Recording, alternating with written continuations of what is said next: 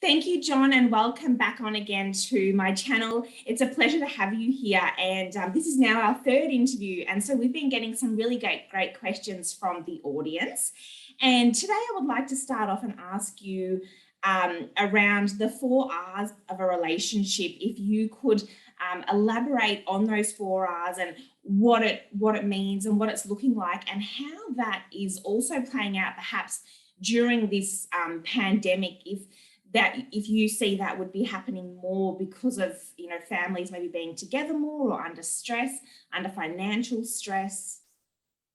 Yeah, this is a hard time for a lot of couples. It's not for everybody, but for most. My children are doing great. One of my daughters, her husband works online, and she had what was it? She had a catering business, but her husband can support her. So she spent all this time with her kids. They had a great time because they all have good communication. And, communication skills are really important, and understanding Mars Venus is very important, in that men and women in many ways are very much the same, but many different. Many ways are different. And men need more space. Now, women actually need just as much space. They just don't realize it. And men actually need connection with women. They just don't realize it. So it's finding a balance. So we have these automatic reactions inside of us. Whenever we go out of balance, men will tend to withdraw.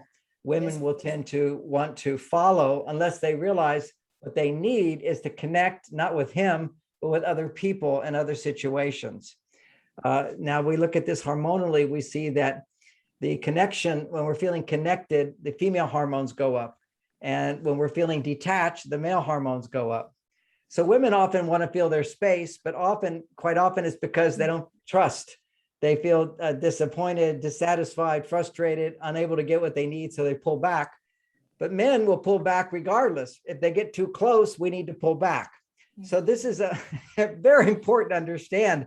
I was just talking to one woman who, in the last few years, she's had 3 men, and she had good relationships for a few months, and then they disappeared. And then after a month, they called back and they said, "Oh, I want to come back." And she says, "Nope, that's it. You're like not somebody I can depend on." Rather than realizing, if you have a lot of intimacy and a lot of closeness, for men, their estrogen levels will go higher. That's the female hormone. And that will lower their male hormone, testosterone. So they need to withdraw for a while. Detachment, independence, that creates testosterone. Now, understanding that's really important, because what happens during lockdown is you're stuck together all the time. You're forced to connect. Now, I remember one couple I was working with, or one group I was working with, they were seeing who's thriving and who's not. And this one man, he stood up and said, "We're doing great." We say, "Okay, what's your secret?" And he said, "Look, we have 2 children, they're teenagers, and mother and father. We all have our own room. In our room, quarantine the whole time, except we join together for meals. That's it. Otherwise, we don't interact." See, human beings need to have this. They can't be together all the time like that. Although a part of the time we have to be together in harmony and connection. Yes. So when you're stuck together, it's going to raise stress levels, because you're not getting the right balance of connection and independence. That's the way of putting it: connection and independence. And so then you will start to feel annoyed by your partner. So I'm going and answering your question on the 4 R's, which I talked about in one of my books, What You Feel, You Can Heal. And a great book. It's a 2-hour read. It's got cartoons in it that I drew. Every page is an amazing revelation. And it will give you the benefit of 2 years of college psychology, a more enlightened psychology. It's amazing. It covers everything that Freud understood in simple terms for all of us. Children love to read it. They color it. It's a coloring book for kids too. Anyway, in there I talk about the 4 R's. And the 4 R's are resistance, resentment, rejection, and repression. So resistance is where you start feeling annoyed because you're not getting your needs met. Women need connection, men need distance, then suddenly women need some distance and men need connection. So we have those needs, but they tend to oppose each other at times. So we'll put it that way. If he's needing to pull away, if she needs connection. So if he pulls away, how does she get connection? Well, she needs to have other people to connect with in different ways: her children, her work, her spirituality, nature, education, herself. These are all ways to connect. But if a man comes along and loves you, the brain goes, wow, this produces more female hormones than anything. And it does. If you're connecting with a man who loves you, it will produce higher levels of estrogen than any other experience in your life. So naturally, if you're low in estrogen or you're feeling stressed, and whenever women are stressed, their estrogen levels are low. That's a biological reality. Whenever men are stressed, their testosterone is low. That's a reality. It has to be true. If you look at any man who's depressed, stressed, anxious, angry, upset, his testosterone is low. Okay. Usually his estrogen's too high. He's too much on his female side. Women, when they're unhappy, are too much on their male side. So this is like amazing information to have for today, because we're kind of go, what do I do? What do I do? Well, in resistance, it means your needs are not being met. And you're not taking care of yourself, really, but you'll feel like I'm resisting my partner. I'm example for me is sometimes my partner, when she's eating soup, she makes a little noise. Normally, I don't mind it at all. Okay. But that little noise suddenly becomes annoying and irritating. And why we go into annoyance and irritating, what she's actually doing is no big deal. But the annoyance and irritation is other needs are not being met. See, it's like we're hungry on some level, but we're not addressing those needs. Okay. So if you don't address those needs inside yourself, then the next stage is you'll tend to move. It will just move into resistance, moves into resentment. And resentment is really where you're kind of quite often the psychology that creates resentment is feeling I'm giving more than my partner is giving to me. Okay. So usually when we're not very happy with our relationship, the solution we have, and particularly for women, is I'm going to give more. Okay. I'll do more for him, and then he should do more for me, because you're feeling a bit dissatisfied in this state of annoyance. So you'll start doing things, and you in your mind, you consciously start keeping score. You start saying, well, look, I'm doing this, he's not doing that. Well, I'm doing this, he's not doing that. Well, it's comparing basically creates resentment. And you start thinking, in the beginning, he was like this, and now he's not. And in the beginning, you were like that, and you're not that either. See, we don't see ourselves. We always see the problems outside ourselves. So that's where resentment, we start keeping score. We start seeing that, I'm doing more, I'm not getting the same person I used to get. And we resent. It seems unfair. Okay, now that resentment will be there. If we don't overcome that by taking responsibility and seeing how we're contributing to the problem, and that we have to come back to finding our center, our loving place, as opposed to trying to earn the love, come back and loving ourselves or finding other ways to feel good. Now, this is a real key central theme of Mars-Venus idea, which is we never want to look at our partner as the primary source of our happiness. They're one source, but the primary source is ourselves. Is that we have all these different things in our life to be happy. We look to our partner like dessert. What's very funny, it was a very unhappy feminist who actually taught me that. She wrote a book which is called Men Are Just Dessert. Don't trust men for anything. And I go, I agree. I'll take that. I like being dessert. It wasn't her intention was not to say something positive, but actually it's the most positive way we can look at life, which is we look at life as is to help us be happier, as opposed to we're so dependent on it to make us happy. We should have, and we are dependent on things outside of us, but never just one thing. It's like in investments, they say diversify, never put all your eggs in one basket.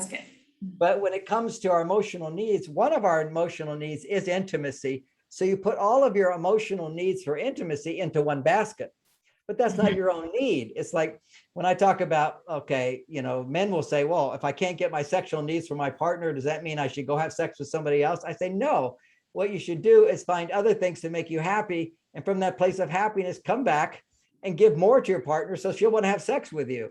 And this whole sex thing is not understood. That's a whole nother topic. And you can read more about that in Mars, Venus in the Bedroom, a great topic to read with your partner. It's very fun and positive, and it's not like it's so entertaining. And also have a class online. A lot of people, would rather hear it. And so it's more personal. So that's a personal thing. It's called Secrets of Great Sex, which is an online class at marsvenus.com.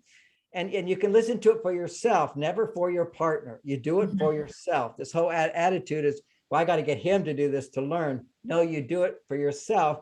But when it comes to men, what you can do is you can say, I listened to this funny talk and John Gray talking about men and women, and a lot of things he says, not everything, a lot of things he says are really accurate about women or about me. But the stuff about men, I'm really not sure. Would you like check him out, just like a chapter of this book or this short little video, and tell me if you can relate to any of the things? Because it seems really weird to me. And so you got the book to do that. You've got this talk to do that. But also another funny talk I give, it's just 20 minutes, is my TED talk with the red shirt. I have 2 TED talks. Now, interesting, you'll see 2 different people giving the talk. There's me talking to an audience of 1,000 couples. Okay, so that's my audience. If you want to be in a relationship, learn from me. If you don't want to be in a relationship, there's nothing to learn from me. And that was my San Francisco audience, which was a bunch of, we'll call it a rainbow audience. It was every kind of person. And I don't think there was one married couple there. They just did not relate to my material at all. And I don't judge them for that. It's just that's not their experience. But once you get in a relationship, you start feeling this little resistance building up, little things. Then it becomes resentment. And then you're starting to compare. He's not like he used to be. She's not like she used to be. She used to be happy. Why is she always complaining? She's nagging. We have this resentment that builds up. We feel like we're putting out more. We should get more. Instead of like, well, wait a second. Let me look at myself. Then the third stage, if you don't handle your resentment, there's emotions under resentment. All right. The emotions of anger. It could be disappointment. It can be frustration. It can be fear. Fear is never going to get better. It can be guilt. I picked the wrong person. Why did I do this? Maybe I'll jinx, I'll never get love, maybe I'm not beautiful enough. We start judging ourselves, whatever. So these are the emotions behind that are right under the surface of when you're feeling resentful. But if you don't look at those emotions, and you have to look at them, you have to feel them and let them go. Yes. Now, one of women's obstacles to feeling negative emotions and letting them go, that's a mechanism in your brain. See, something can upset me, and within a minute, I can make a joke about it. Okay. And that's 50 years of practice. Something bothers me. Somebody rips me off on, $2 million due to fraud. I'm not going to knock that away in a minute, but I'll get upset. And within 20 minutes, I feel better. It will come back. I'll feel better. And eventually I'm done with it. So we have to learn how to bounce back from these stressful situations. And the only way to do that is to practice. And practice is be in a relationship. It's the best practice there is. Yes. Because sure, your buttons get pushed, you get upset about things. We have to learn how on my own, I can feel better without having to change my partner. You see, lawsuits, I could have sued that person, whatever, and gone through that process. I tried that. That's a long, tedious process. Rather than that, I'm just going to go make some more money. That was my attitude, and it made my life better. And I could also go out and make some more money. I don't have to go try to change somebody, go after them, whatever. Yeah. One person ripped me off. I got them to court, and then again, they didn't have anything to give me. I couldn't get anything anyway. What's the point of it? So the point I want to say to women and to men, trying to change your partner, there's nothing you can get.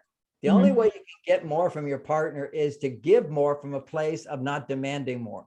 And that's tricky, because resentment happens when you give more and you're not getting, so you give more to get. So if you give more to get, you only have more resentment. But if you give freely because you already feel happy, so that's what happens when you give up. To get rid of resentment, you have to take responsibility of, I need to come from a place of happiness and fulfillment, and then give to my partner more, and they will give to me. If I'm giving from a place of not trying to get, and if I give to them what they need and not what I need. And that's why we did 2 different presentations where I talk about men and women's different needs. For example, during COVID, what do I need most? If I'm stuck in the house, I need space. I don't need somebody demanding more from me. I need a lot of space. The more stressed the man is, the more independent he needs to feel. And also, the more successful he needs to feel. Now, if you're out of work and you're stuck at home, that man doesn't feel successful at all. That's big time depression. That's going to go him right into resistance, annoyance, resentment. And he doesn't know how to get out of it because he doesn't have his work. See, men need work more than women do. To survive, we all need money, of course, but beyond money is well-being and buying things and all that. But men need that experience of I'm successful in the outer world. Women need more than men to feel I'm successful in getting what I need in my relationship. That's why if you go to the bookstore or go online, you'll see 90% of the people who read books or take classes on relationship are women. Yeah. That doesn't mean men don't need relationships. It means that we know we're actually buying relationship books as well. They're just in a different department, which is how to make money, how to be a success, or how to get a better car, whatever it is. Men, it's about performance in the outer world. Whenever you feel successful, then your testosterone goes up, your male hormones are there. Then you're more interested in relationship. And when you're interested in relationship, because relationship will raise a man's estrogen levels. So that's why he's stuck at home with his partner already. That's going to raise his estrogen and lower his testosterone over time. Then he also doesn't have his work. You need to give him a lot of space and don't make him the source of any problems for you. That's the whole key. But what you do is make him the source of solution for you. And that's the dynamic of learning how to communicate, which is in all my books. I talk about how to share feelings with a man. And the first thing, your frustrations, your anger, your disappointment, your fears, that's called vulnerability on the negative side. Vulnerability on the positive side is be happy and fulfilled. If you're happy and fulfilled and it, that's great. That's my daughters, they know how to be happy. Yes. They're unhappy. They do not put it on their partner. Beginning, in their mind, they might do that, but then they do journaling exercises. They recognize I'm looking in the wrong direction right now. I need to look in another direction to find my happiness. Not because, my partner can't make me happy, but because I'm not making myself happy. You see, it's a difference. Sometimes if you can't get what you need from your partner, you can be resentful and bitter about it. And what you do, I just don't need it. He's not going to give it to me. So I'll learn to be happy without him. And you push him out. Instead of pushing him out, give him space, make yourself happy, and then come back with a lot of love and appreciation and acceptance, and he'll thrive. So this is a hard time if you don't have a lot of understanding of the gender differences.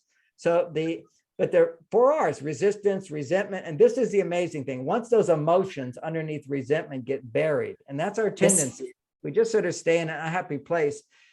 The brain will just say, okay, there's nothing I can do about it, so forget it. That's a mechanism inside, and it will push those emotions down because it's not safe to express them. And it's not. You can't go and express negative emotions to a man, period, and expect him to listen. Sorry, ladies.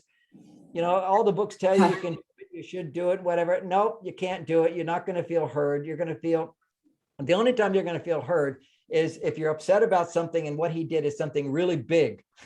But most of the things you're upset about are little. So you're not going to what's the big deal? What's the big deal? Whenever you amplify little things, men will minimize. They minimize. You amplify, he minimizes. And all negative emotions that need to be communicated to somebody are amplifications. If they weren't amplifications, you'd be able to feel it and let it go.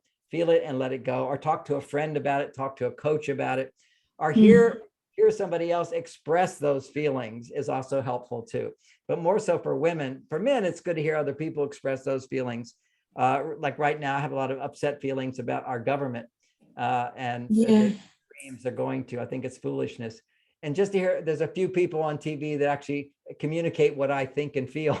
So I feel so good. I'm not alone. I'm not alone. So for men, it's good to hear it. But for women, what's good is to be able to share it with somebody who can connect with you. And your husband's not always going to be able to connect with you. He's not a woman. He doesn't have the same experience as you, but he can hear you if you share emotions, because he's got them buried inside.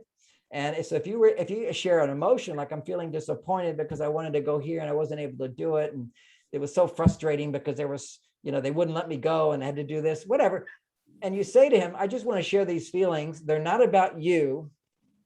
You don't have to do anything about it. All I need you to do is just listen to me and just imagine you're me having these experiences. That's all. And he can do that if you tell him clearly what's required. Then you can start working through the emotions that you have in your life that are not about him, because most women don't do that. They can't do that. They don't know how to do that. So all those emotions are building up the stress in your life. And what Freud explained, this is the foundation of psychology, is that when you have built up suppressed emotions, you will tend to feel them most strongly in the place where you feel most safe. And here's the guy that loves you, married you, wants to be with you. So there's a level of safety there. So those feelings will come up. And when they come up, they don't say, hey, these are my suppressed feelings about all the problems of the world right now, the problems of the kids, the problems at my work, the problems with the house, the problems with the bills. It doesn't say, they come up and say, this is my problem about you. It all gets projected onto the person that you feel safe with. You know, there's an old thing about you have problems at work, you come home and you kick the dog, you know, or you yell at your wife yells at the kids, and the kids go and kick the dog. You know, that's a simple way of looking at it, but not my way, but people do say that. It's an example of what Freud explained. When you suppress, it gets displaced on the very person who doesn't deserve it. And that's what happens. We start resenting our partner. And then what happens if we don't know how to handle all those emotions, the resentment starts building, they're getting suppressed. And then what happens is we're no longer who we are. You see, that's who you are, is that person that felt that. You lose your vulnerability, and you lose your ability to know what you really want.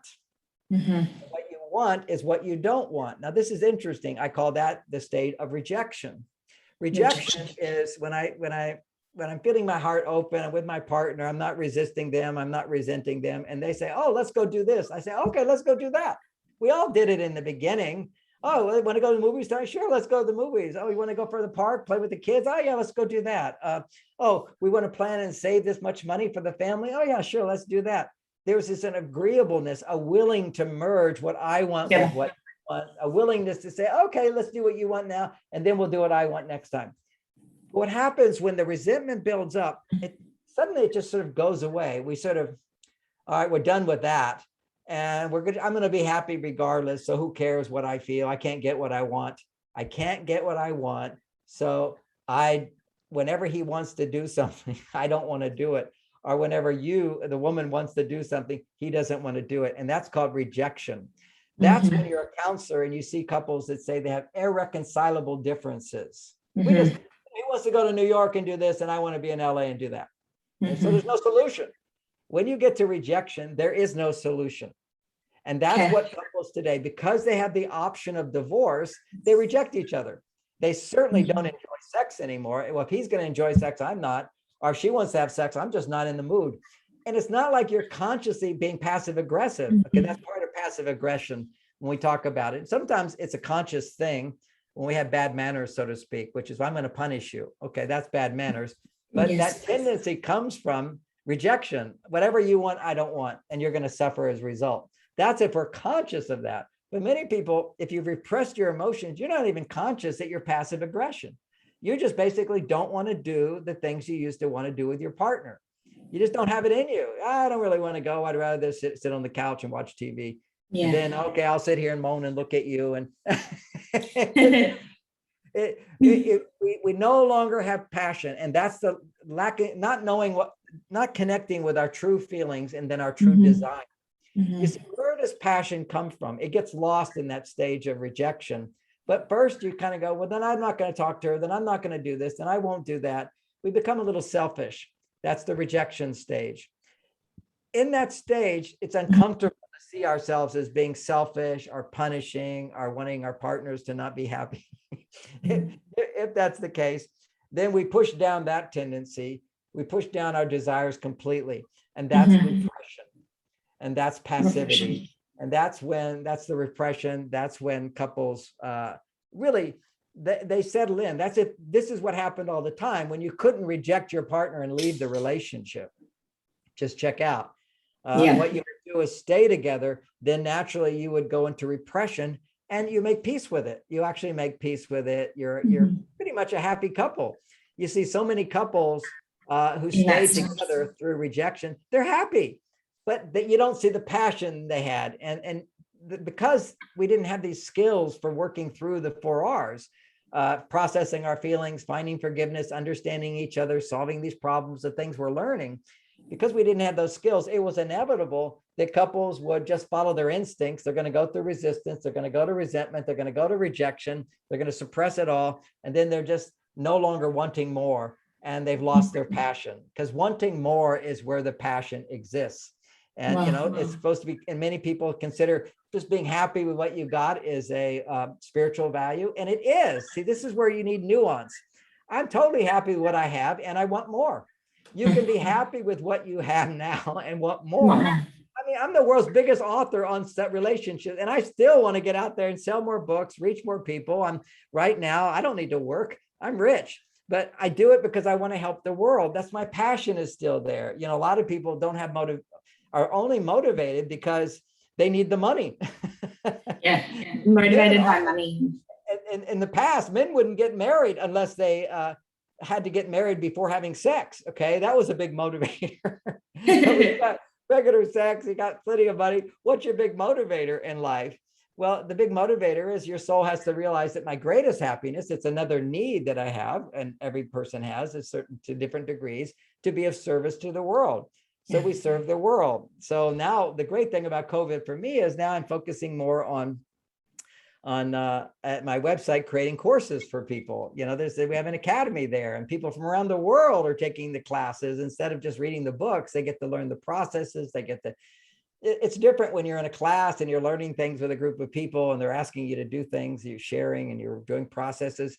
You're kind of more accountable to putting in the practice. And I always tell people, they say, oh, and this is really important for women. They say, what good is it if I take this class without my partner? I say, actually, except in rare situations, I won't even counsel a couple. I say, if you want your relationship to be better, don't expect your partner to come, whether it's a man or woman. Yeah. You're the only one who's going to make this better. Because once you learn, then your partner will automatically start to change. Because ultimately, for those who have a spiritual awareness, the world is a mirror of ourselves. We're the creators of our life. You can be a victim and demand change from others, or you can be, thrive in your life, be responsible for how you can contribute. And we have to be compassionate to ourselves, because relationships require a whole new set of skills. In the past, it was taught. There's the honeymoon stage and it goes away. Mm-hmm. Now that's what happened. And so you don't feel that passion. Nobody expected to feel that passion. It wasn't even possible for them to feel the passion because they didn't have these skills that we're talking about. And they didn't have the awareness, the consciousness, which is capable to use these skills. You see, what I teach is not for everybody. A lot of people just need to live in victim and complain and live a negative life and then suppress their feelings and then be in a state of contentment. But a lot of people today, as the evidence by divorce, people, when they get to that rejection stage, they're going to just say, I don't want to be with this person. They don't want to be with me. We're out of here, because they had the freedom to do it. And this big change happened in 1969 in America, and then started happening around the world, which was no fault divorce. You could get a divorce without having to go before a judge and say all the bad things about your partner and have them say all the bad things about you and having the whole neighborhood hear about it. I remember a more primitive society in Bali, where they had these little communities, and they have it all organized there, where you have like 50 families in a community and 50 here and 50 here. And you literally have a little poster outside your house where you'd have the grandparents and the children and the husband and the ex-husband and the wife. They all come together as a bigger family. And even know who's using birth control, the whole thing is known. And every Saturday you go before the community and for those 50 families. And if you want a divorce, you have to talk about all your problems in front of 100 people and have them give you advice. Wow. You can imagine that, going before 100 people in your community, having them tell you what you're doing wrong before you can get a divorce. And it did solve the problem. They were so afraid of saying what they really feel. They suppress their feelings. And then that tendency of rejection, I just want to leave, but I can't. It's kind of like I'm imprisoned in this relationship. I just better accept it. So I accept it and I'm content. Be lucky with what you have. And that's a really also good experience, is to be happy with what you have, content with what you have, and to stay in touch with, I want more. I mean, when you begin a marriage, you're content, you got the right person, you're with them, you're so happy, and I can't wait to get more. It's a natural thing. I want to have more time with them. I want to have more sex with them. I want to spend vacations with them. I want children with them. I want more. I want to grow in a life together. And we lose that. You'll see so many couples, they're content, they're happy, but it's not enough because people have changed. Our consciousness has changed. Now, another dynamic of it wasn't just the government saying no fault divorce, although in that year we went from 10% divorce to 50% divorce in 1 year, 1969. Wow. That's also because, we had World War II before that. And during World War II, the men were all off and the women were in the factories. So we saw that, women were on their male side doing their male thing. Look what we can do. It felt really good. And because, if your power is being oppressed to various degrees, now you can feel so powerful and independent, feel so good. And then all along came birth control at the same time, around that time. And even before that, just having, I'll just say that enough. Birth control. Now you have the freedom to not get pregnant right away. Okay. So they have a career, get educated and all these things. So those are the main reasons why there's been this shift. But I would say I would go beyond that. That's just the universe coming together to support the higher consciousness that's been coming in on our planet. And the higher consciousness is the capacity to connect with our spirit and our soul or spirit, however you want to call it. Now that soul is both masculine and feminine, all on a spiritual level, masculine and feminine.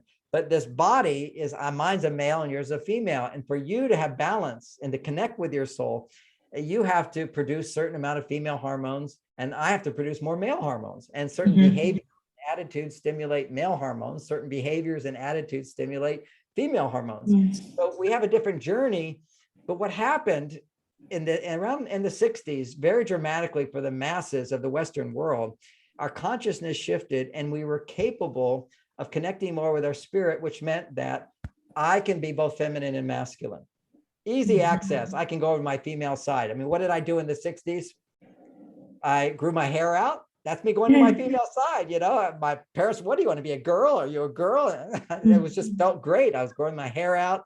I put on beads. I demonstrated for peace. I resisted going to war. I was a conscientious objector. I demonstrated all these sort of things that men didn't do before. Now I'm going to my female side, change the world in that way. Okay. And women, what were they doing in the 60s? The feminists, they were going to get in support groups of women. We're oppressed. We're going to take over. We're going to become CEOs. We're going to make the world a better place by becoming masculine, doing what men used to do, and men doing what women used to do. And not exactly what women used to do, but it's the energies of femininity. See, the energy of femininity says, I want to be happy. I want to be fulfilled. The purpose of our female side is happiness, fulfillment, love, ease, grace, joy. This is my female side. I'm so fortunate to have learned how to balance and integrate my male and female sides. So I'm able to be here working and totally love it. I do only what I enjoy doing, what I love doing. When I don't want to do something, I hire somebody to do it. You could say, well, John, you're rich. Okay, good. But I earned it. I got there. And I'm able to enjoy it. I know a lot of rich guys that are not happy and they're divorced. Look, Jeff Bezos, he's the richest man in the world. He got divorced. His wife got half his money. Bill Gates, he's so rich, man. His wife left him too. You think they were having a sex life? You think they were happy? Do you know what it takes to get a divorce? Particularly when you're that much seen in the world, a big deal. There's so many problems. So we shouldn't beat ourselves up because we have problems. We should recognize we're part of the new world, and it takes a new set of understandings to stay out of those 4 R's: resistance, resentment, rejection, and then repression. Now, here's the other side of it. To come out of the 4 R's, you have to go back through them. So once you're repressed, you have to come back through rejection. You're in a relationship. And if you came to me for counseling, we look at your feelings, we look at things, you start doing things differently. And suddenly, instead of getting better, you start feeling, I don't think I really want to do this. It's too much work. It's too much. Why should I have to bother? I see a lot of women when I would talk to them, they say to me, well, why do I have to do everything? Because you do. That's what you have to do in life. You have to do it. Well, why is he not changing? He's doing what he has to do. That's none of your business. Your business is to see what you have done to contribute to the problems. And that's how we get out of. We have to stop rejecting our responsibility for the problem, stop being a victim. And then you move into resentment, where you start going, well, it just doesn't feel fair to me. It doesn't feel fair. Then look at those feelings, process those feelings. Again, the solution is recognizing again and again and again how much we are a part of the problem. And if you don't have this new knowledge of men are from Mars, women are from Venus, it's really so important to recognize. If you don't have it, you'll never see how you contributed to the problem. What was it? I was just coaching some of my Mars Venus coaches today. And one of them was saying, okay, so what do I do with one of my clients? And her husband is always criticizing her. And I said, okay, what's he saying? And he says, well, and she also is more of a therapist as well. So she had an understanding of it, which is, well, his mother died because she didn't exercise enough. So he's always telling me, you should exercise more. You should exercise more. It's not good for you. You're not exercising enough. And I said to her, I said, okay, so what should she do to stop that? When he says you're not exercising enough, you should say, oh, you're right. Exercise is so important. I really do need to exercise more. And then don't exercise more. She's already exercising. But you have to like argue. But see what she does, he'll say, you're not exercising. What do you mean I'm not exercising? I do this and I do this. And why argue? You see, what are you, a child? You have to, defend everything. You just basically say, yeah, I agree with you. Exercise is so important. And I really appreciate your love that you don't want me to die because you saw your mother die that way. I get it. And so I really should exercise more. And that's it. No argument. We always push away our partners instead of like, here are partners. They can't control us. And so you should go do this. You should, okay, that's a good idea. I'll start with that. What Bonnie used to do with me is I get angry, which is a really important skill for women because it will shut you down, this anger. If men get angry, and they do, because they're way on their female side now. You see, when you have access to your male and female side, for men, now it's easier to go to their female side. And for women, it's easier for you to go to your male side. See, society didn't let you go to your male side in the past. Society didn't let men go to their female side. It was built to help stabilize men's male hormones, women's female hormones. But now we're different beings. We're capable of connecting with spirit and love. But that means so easy for women to go to their male side. That means easy for you to go, well, I don't need a man. I'll just do it on my own. How many women are saying, why do I need a man? It's like another child. Why do I have to take care of him? What can he do for me? They don't even know what they need a man for. I remember back in 2008, I think it was when I wrote the book, Why Mars and Venus Collide, is we don't understand why we need each other. Yeah. Women, I hear women go, what do I need a man for? Are you happy? No. Well, I find happiness if you learn how to interact with a man. You need a man so you don't have to go to the movies by yourself, so you don't have to go to a restaurant by yourself, so you don't have to just be with women all the time. It's nice to be around men, that cool, calm energy, whatever. What do you need a man for? So you have backup. You get sick, who's going to take care of you? Why do you have to feel like, it's a huge burden?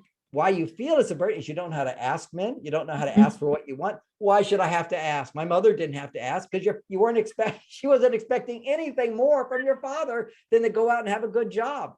Women don't know how to ask. And asking is a blend. It's an integration of your female side and doing something about it to get what you want without having to do it all by yourself. But you're taking the initiative. Like it used to be, women would sit and be wallflowers and not initiate a relationship. Yes, you have to initiate relationships just like men, but you do it in a different way.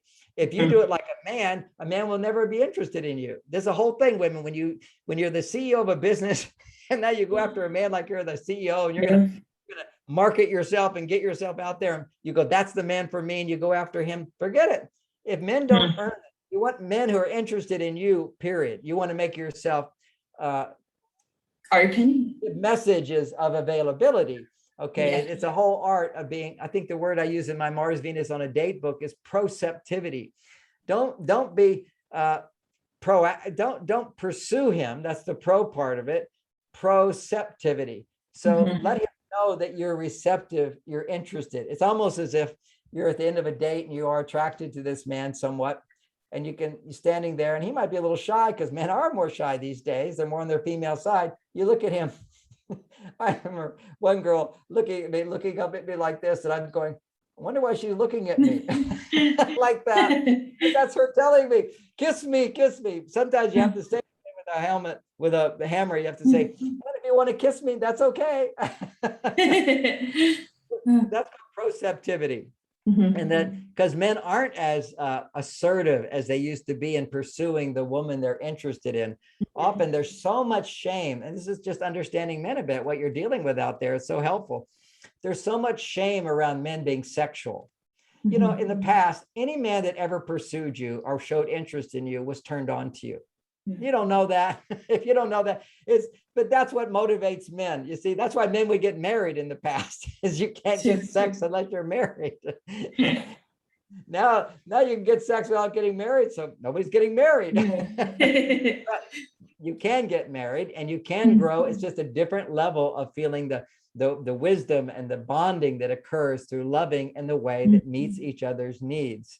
And to understand men's needs, that we've done talks on that, but bottom line, simplify it, men need to feel successful. Yes. Women need to feel safe, that I can get what I need. And so how do you feel safe? You can get what you need. You understand men and how to get what you need from them. You have to ask, you have to reward, you have to practice. And there's something, a TV show I recommend called Lucky Dog.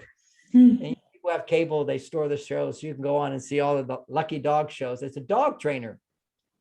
Now, think of men like dogs. You have to train them. Why do we need to be trained? Well, I'm a computer guy.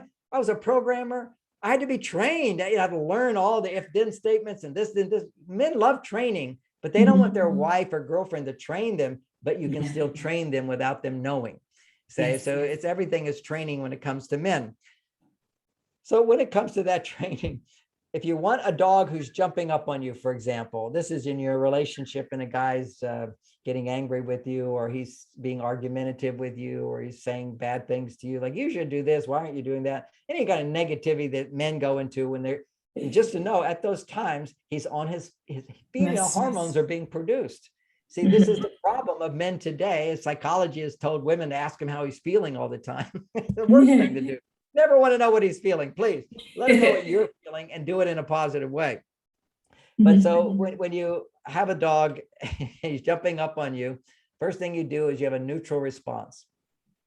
You ignore the dog and you turn around. You don't give it any energy.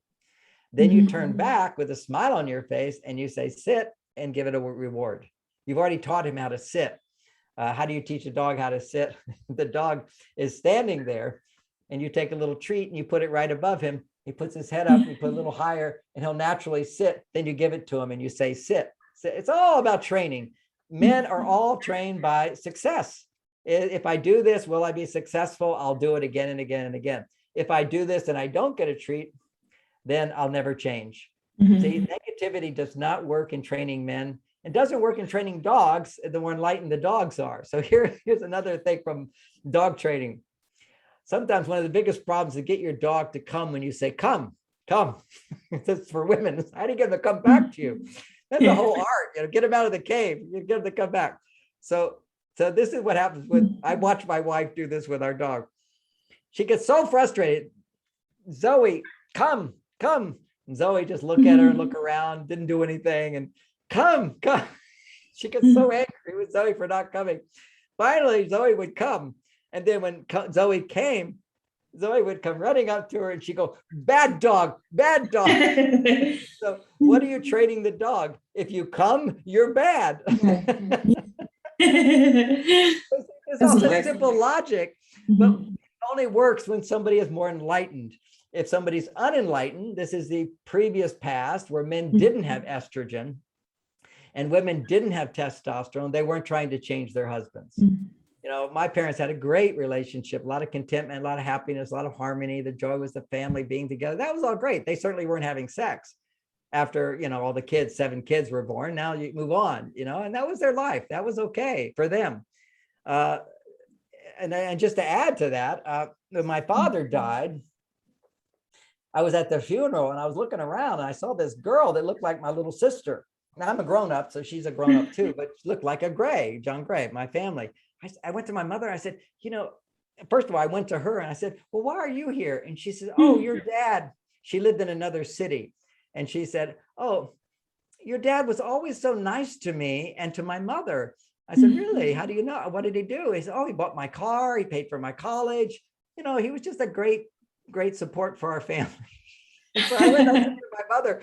I said, Mom, there's a girl here that looks like could be our family, one, and two, dad bought her car and paid for her education. Are you aware of this? And she goes, oh, I've known your father. He travels a lot. He has many responsibilities around the world. You're okay with that? And she said, in my generation, if a husband could take care of his family and he had other responsibilities, that was fine.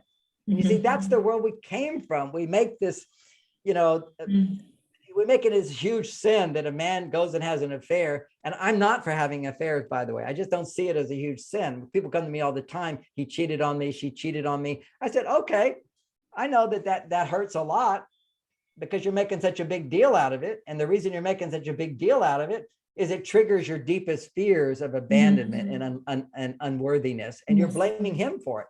You have to learn, one, to see that this is your own issues, and two, to recognize, and this is where I always start with people, is how did you contribute to the problem? How great is sex with you if he's having sex with somebody else? I'm sure my mom stopped having sex with him at some point. It wasn't as exciting because they'd already gone through the 4 R's. They're happy couple, they go along, they had a life together, responsibilities. But he meets some younger woman over there and she's all, guy's gonna buy me a car and for my kids and whatever. I'll hang out with him. And what man doesn't want that if he has the resources to attract that kind of a female, to attract that? Now, it's a huge thing. You don't even have to have money. You just go online and you have some fantasy relationship. This is all terrible. It's terrible what it's doing to our relationships if you want to have sustained passion. Monogamy is the way to have sustained passion. But see, people went through the 4 R's. They couldn't have those feelings anymore. But when you can process your emotions, when women learn how to process their emotions, then they can have positive emotions. When men learn how to make it safe for women to have positive emotions and do things, but men will not do the things unless you ask them to do it. That's what you have to get. Men don't understand women, just like women don't understand men. You don't understand us, so you can't get what you need from us. I was giving a talk called What Do Women Need to Understand Most About Men? And the first thing women need to understand most about men is that men don't understand women at all. So when he doesn't give you what you want, it's not his fault. He doesn't understand. And you say, oh, but he did all those things in the beginning automatically. And I said, yeah, that's because you weren't married. Marriage is the big responsibility. Okay, now I'm giving my freedom away. He thinks, I'm going to share my life with you. I'm going to share my income with you. I'm going to dedicate my life to you and the family. That's a big thing. That is a big thing. I'm not going to do that with anybody else. I'm going to find a special woman and do that for her. So if I do that big thing, why do I need to do the little stuff like compliments, stroking your hair, holding your hands, giving you hugs, planning dates for you, all the things I did in the beginning? That's the little stuff. But once the little stuff on her side, the problem for women is they go, oh my God, this is so great. I have the right man for me. And then it stops all that stuff because he doesn't know that the little stuff is just as important to you as the big stuff. The big stuff is important too. Don't forget that. But the big stuff allows her to feel safe so that the little stuff keeps working for the rest of her life. Because the little stuff in the beginning wins her over because it says, maybe he's the one, maybe he's the one. So he's doing all these little things. I said, I can go for that. I can go for that. And then if he can do the big stuff, then you go, all right, I got it all. This is beautiful. And so we've got resistance and resentment. And so if we can pick it up within the resistance and the resentment stage, that at that point in time, if we can start to acknowledge our feelings before we start getting to rejection and repression, that is the time we've got to be able to change our feelings. Otherwise, when we go through all of them and we get to repression, we've got to be able to come all the way out, and it's hard. And that's why a lot of relationships just end up in that repression stage. They don't see that when you're in repression, you don't know that you have a problem. Now, I got friends. I mean, I'm 70 years old, right? So none of my male friends are having sex. I have sex all the time. I'm in passionate relationship. I've got a job that I love to do. I'm the balance of the male female because I teach it. I've learned this stuff. They don't know any of this stuff, but they're my friends from childhood. We go to the movies, we play sports, we do basketball. None of them are having sex anymore. Many of them are divorced. A lot of them are alone, and they're like, hey, why do I even bother? I've got one friend, his wife wants to divorce him and they're still living together for 5 years because it's too much trouble to sell the house. And goes, I said, well, don't you want to have intimacy, love, sex? He says, I love her. She wants to divorce me, but sex is overrated. Well, sex is overrated when you're in the repression state of a relationship. Actually, sex is overrated when you're in the rejection. You reject what you really want. What you want is to spend time with your partner. And now you don't want to spend so much time with them. You want to do things with your partner, be with your partner, have sex with your partner, share with your partner. So many times where it didn't work out because you didn't know how to process the negative emotions of disappointment. Disappointment will always be there in relationships where we have unrealistic expectations. People are listening, reading books like mine, seeing people like me, happy in love. How do you do it? It can happen. Great sex. And it always looks that way in the movies too. Even if you don't have real people doing it, the movie's going to make you feel, you see people, finding love, feeling so connected. You relate to that and you go, yes, I can relate to that. That's real. Why don't I have it? And then you go social media, people are posing for pictures. It always looks like everybody is happy in a picture. But have you ever had a family reunion where people are arguing and fighting with each other? Let's do a photo. Hey, we all love each other. A big smile. It all just comes then back to the other thing.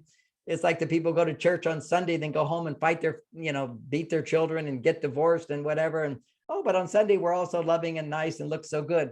I'm not against that at all. I think for people who are in a religion, it's really, really good to go and meet once a week and sing those songs and read words that you all agree on. It's just, I know there's a church here that I go to, and just to go and sing songs and have people singing and everybody believing the same thing, whether what we believe is right or wrong, doesn't even matter. The fact that you're in harmony with other people and your energetic fields are connecting. It's no longer woo-woo to think that we have energetic fields that can measure the energetic field of the body can be measured with instruments. And when you're connected to love, you can measure it goes out like 50 feet. If you're not, it goes out less. You just see some people who radiate. I radiate. I have what's called charisma. So I attract a lot of people, but it came from being in touch with my heart, which is I radiate out. It affects people and they feel, oh, this feels good. I'll be there.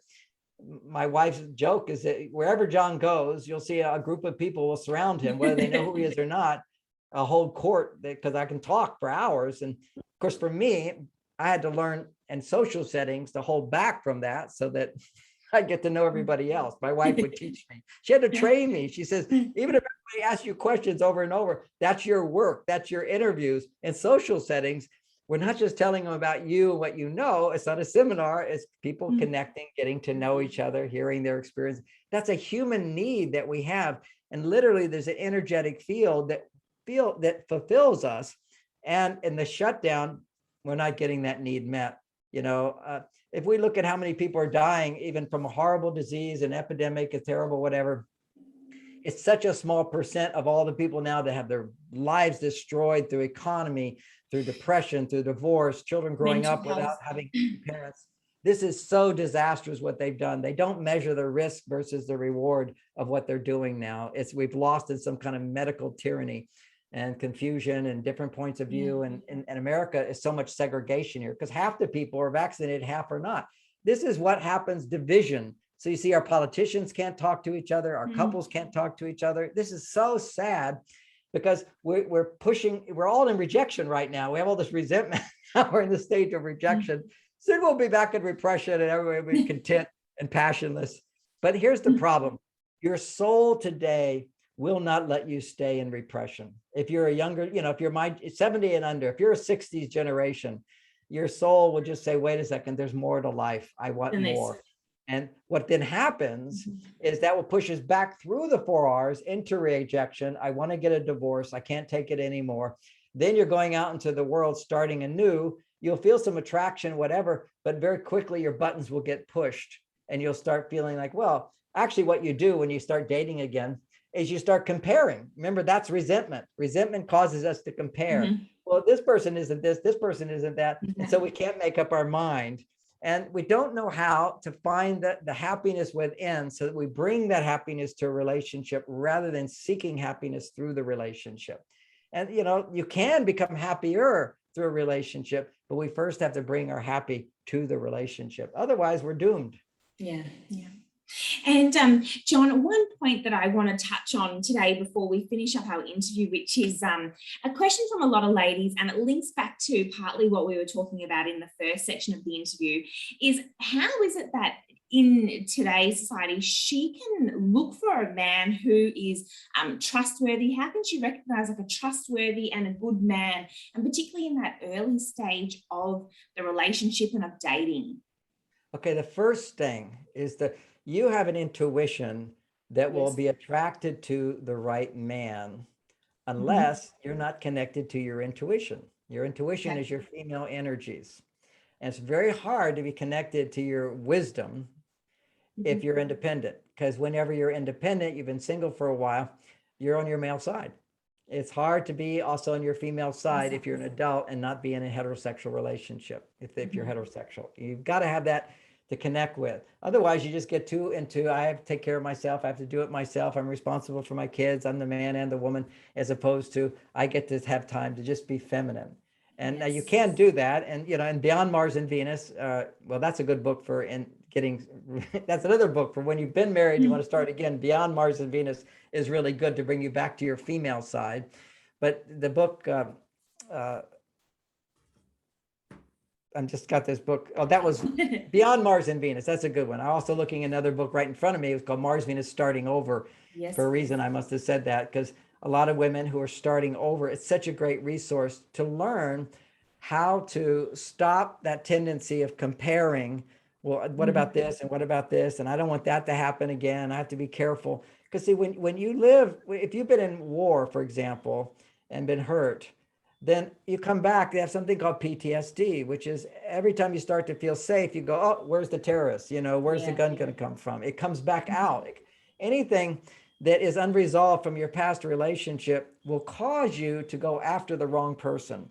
So there's two tendencies you want to do is happy endings make happy beginnings. You want it, whether your partner's willing to be happy with you, you need to process your feelings to see how you equally were the problem in that relationship and find forgiveness and understanding of yourself and them. Only then can you trust again. So it's not a matter of finding the man you can trust. It's finding the part of you that can trust you're deserving of love again. Is it that you can trust your feelings? Often, because in the beginning you were with the wrong man, but you thought he was the right man, you see? So you can't believe yourself. How can I trust those feelings anymore? Because they weren't right then. So what you have to do is come back to healing some of those feelings and feeling that you are worthy of love. And you only feel that if you're not feeling victimized. When you feel victimized, you're in a place of blame to avoid feeling that I'm part of the problem. So when you forgive yourself and forgive others, now you're ready to move on. Now you want to test to see, are you ready to move on? Do you find that you're more attracted to men who are not interested in you? Or are you attracted to men who are interested in you? Or are some men interested in you, but you're not that attracted to them? And those are the only guys that are interested in you. So if the case is, see, all guys, if you put yourself out sexually, they're interested in you. But you want to check your body at those times. Am I turned on to him before he knows me and I feel safe to be completely naked mentally and emotionally? If you're turned on to a man that he hasn't got to know you yet, you haven't even shared yourself with him, you haven't shared your feelings with him, he hasn't done things for you, he hasn't opened your heart, if he hasn't earned your love and safety before feeling turned on, he's the wrong man. It may be the right man, but this is the wrong time. That's possible. I know for Bonnie, I've been married to Bonnie, and then before that I was married to Barbara. Now I wanted to marry Bonnie first, and she wouldn't marry me. I wasn't ready, she said, so you're not the right guy for me. So I married Barbara, and devastated, she fell in love with another man. My heart was broken. I healed my heart. I went back to Bonnie, and she said, okay, now I want to marry you, because I had grown and changed. So basically, you have to realize you could have the right guy interested in you, but it's not the right time. So timing is part of all this. But I know as we get older, we kind of think, I don't want to wait around. So one of the key things you want to do is realize every relationship you get in, start getting in relationships right away. That's the first thing. It's like when you've been hurt, wounded, you're gonna be looking at, like, is it the right guy? Is it the right guy? Stop looking for the right guy. Look for any guy that's interested in you more than you're interested in them. That's the most important thing. Okay. mentally interested, but not physically interested. Any guy that you're turned on to, uh, and he doesn't even know you yet. You see, this is fantasy. You don't want to go in that fantasy because you're going to be attracted to the wrong man, because you have daddy issues. Basically, there's a part of us that feels unworthy. We tend to get turned on. Women tend to get turned on to the wrong men. This is like you see these women, more extreme case, a motorcycle guy with tattoos all over him. He's clearly selling drugs for a living, and she's all excited to have sex with him. You got to go, what are you doing here? Here's this guy over here. I saw this on the dating shows. You'd have these completely irresponsible, dangerous guys, and women would them over the guy who's got a job. He's she said, well, he's just kind of boring to me. Well, that's going to be your reaction. If you find yourself physically turned on to men that don't know you yet, then you have to know, okay, I have a trust issue. So the way I solve that right away, or at least I get in a situation where I can solve it right away, is I start taking the men who are interested in me that are safe and a little boring. And then it's safe for me to try out all of these new Mars Venus skills and dating and relating. Because as soon as you're more pursuing a man than he's pursuing you, it triggers the part of you that's a people pleaser trying to make the relationship work. You shouldn't try hard to make a relationship work. You should try hard to be the loving person that you are, not try to hard please him or do things for him. Let him do things for you. And that's easier when you get these guys that are more interested in you, that you're interested in them. You can try out these skills. They're scary skills: asking for what you want, being able to say no to what you don't want, being vulnerable. This is scary stuff if you're trying to please somebody. But if he's trying to please you, it's easy to negotiate, to ask what you want, to do what you want, to tell him what to do. To train him. So go through all of that. And if he turns out to be the wrong guy, that's okay. You've now learned how to be yourself, which is empowered in a relationship, and bang, the right guy you'll be attracted to, and you won't be sexually attracted to him right away, but you're attracted to him, he's attracted to you. So that will eventually happen. But I've heard stories over and over of women who became friends with a man, and over time, they fell in love with him. And that's as long as, if I was talking to men, I'd say, that's a great thing as long as you don't stay in the friend zone, men. Yes. The mistake of having a guy who's interested in you, and you put him in the friend zone rather than seeing if something can happen by letting him be your girlfriend, asking him how he feels. He wants to share how he feels. He's going to his female side with you rather than being on his male side. You go to dinner together, you treat him, you pay for it, or you do Dutch. He should earn it. He should pay for your meals. Doesn't mean he's going to get sex. That would make you a prostitute. But he's going to pay for your meals. He's going to plan dates for you. He's going to do nice things for you. And you're not going to put out right away. That's your wisdom. And it's hard for women today. I know we talked about this before, but to not put out right away, because there's so much pressure on women to put out right away. Otherwise, you're a prude. And there's so much pressure on men to score right away. Otherwise, he's a loser. So it's hard for everybody. So what you do is you understand male psychology, and you just say, basically kiss him, do whatever you feel to do. And then you'd basically, now I need to stop. I need to go slow. But why do you need to go slow? It's, I'd love to go fast. I'd love to have sex with you. But right now, I just know for myself, I need to go slow. I get too needy. So I just be patient with me. And so that's it. You set a boundary in a nice way that doesn't bruise his ego, because you can bruise people, particularly men are it just seems like everybody's getting laid right away. And so he's a failure if he doesn't. In the past, never got laid right away. You have to marry her to get laid. So you didn't have this pressure feeling like a loser. So it's really tough on men. And I promise you, women, if you have sex right away, it's really hard for him to bond and connect with you. He'll like himself more, but he'll like you less. That's a reality. Yes. Yeah, exactly. Well, thank you so much, John. You've given us so much insight today and answered some really great questions for us. So I'm really grateful to have had you here. And I'm sure the audience will absolutely love all of the things that we've learned from this interview today. Well, I really appreciate that. And one other thought just comes to mind, because, one of our popular courses at marsvenus.com is Secrets of Great Sex. Now, the reason why a woman would need to know the secrets of great sex is because almost in every relationship that's failed, the sex was not great. And women have a huge impact in understanding men and understanding their own bodies so that they enjoy sex more than a man. Rarely will your relationship ever go downhill if you enjoy sex more than a man. And part of that, of course, is good relationship skills outside that we talked about today. but also we didn't talk about is relationship skills when it comes to having great sex, because women need to be having great sex with a man. Otherwise, a man will lose interest in you. This is a really key factor. And I was just dealing with some people who are spiritual who don't have sex. And the women were saying, it was so funny. They were saying, oh, I'm so spiritual because I have no desire for sex. Like sex is some low thing. Sex is the union of male and female together. It's why you're attracted to someone in the first place. It engages both the subconscious, the unconscious, and the conscious mind to bring it all up into love. And this is the potential that we have when we have good skills outside the bedroom and good skills inside the bedroom. And you don't need your partner to take the course either. You have to understand yourself. And I'd say the same thing to men. Once you understand what works, you can make it happen. Mm-hmm. So the secret is she's to enjoy it more than him. And perhaps that then also in turn makes him feel really successful in that relationship. So it's working both ways for both. Yes, of course. Yeah. That's his win. Beautiful. You know, I used to teach my classes on sex, and one of the first things the women were amazed by and didn't believe at first, when I said the whole purpose of sex that makes a man make sex memorable. When sex is memorable for a man, he will always talk about her orgasms, her happiness, her pleasure. That's his success, like you just said it so beautifully. And then women will think, well, then why doesn't he do what needs to be done? Because he doesn't know, and you often don't know how to communicate that to him in a way that will work.